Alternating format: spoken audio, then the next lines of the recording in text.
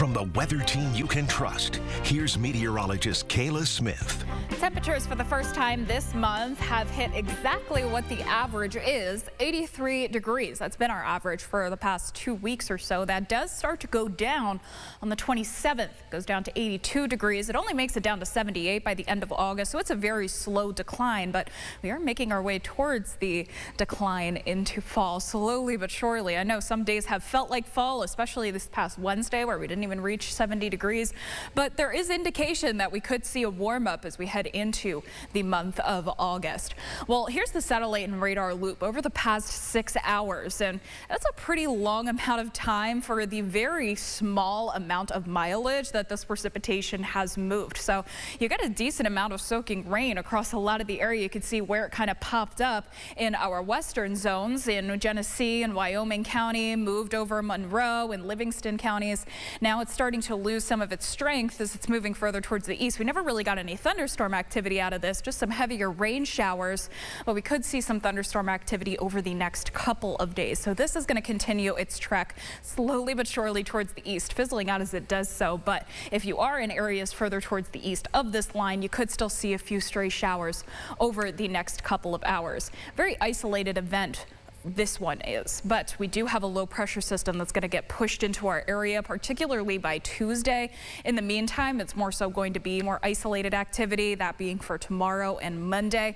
But we've got a mid-level high pressure system that's over the kind of southwestern United States, and that's going to funnel a lot of precipitation into our area. Note, however, as I play this over the next couple of days, that all of the systems are riding clockwise around that high pressure system, and there's that low that I mentioned. It's going to be making its way across the Great Lakes region and bringing us a lot of precipitation in the process because it doesn't make any big drive to get out of western New York. So looking at that on the future view, again, that rain is going to start to move to our east. It already is doing so.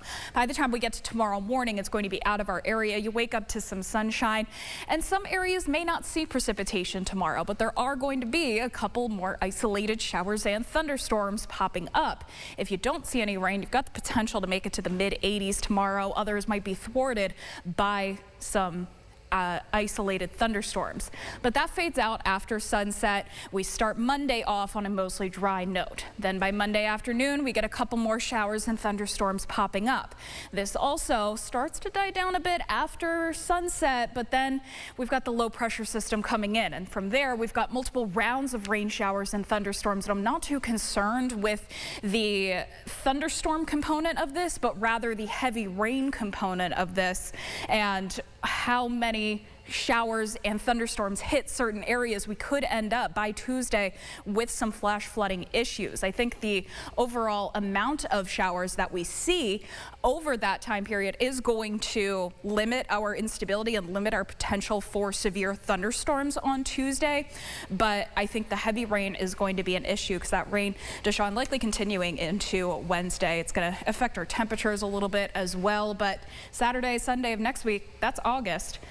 Probably going to be warming up after that. Because I know some people did call and asked if, they seemed worried if there was going to be the same type of flooding we had last time, especially over in Victor. And I know it was kind of hard to tell because I know it started raining out the blue today, but I know. Right, and it's impossible over the next couple of days to pinpoint which exact cities are going to be the ones being the unlucky ones, but our entire area has the potential. At least it'll go into a sunny weekend, so some relief is going to be there. We do have relief by the end of the week.